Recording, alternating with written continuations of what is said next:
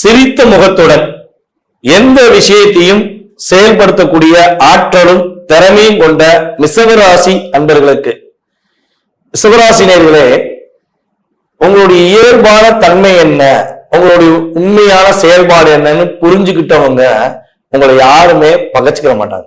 இதுதான் உண்மை.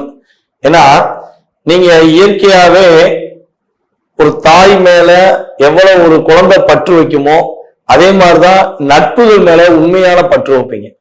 உண்மையான பாசம் அப்படின்னா உங்களை ஃபர்ஸ்ட் எடுத்து சொல்லலாம். அந்த அளவுக்கு நீங்க என்ன பண்ணுவீங்க, ஒரு உண்மையான உணர்வுபூர்வமான அன்பை நீங்க வெளிப்படுத்துவீங்க.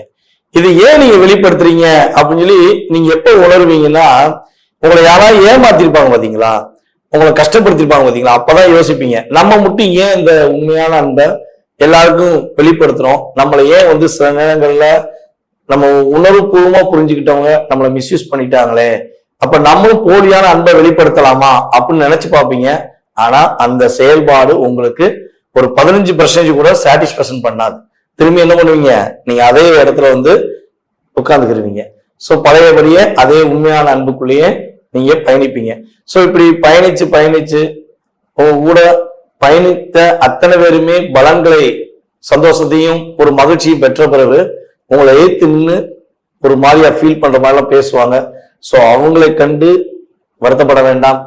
உங்களுடைய இயல்பான ஆக்டிவிட்டிஸ் உங்களுக்கு கட்டாயமா ஒரு காலத்துல ஒரு மிகப்பெரிய ஒரு அன்பையும் வெற்றியும் கொடுக்கும் என்பது உண்மை.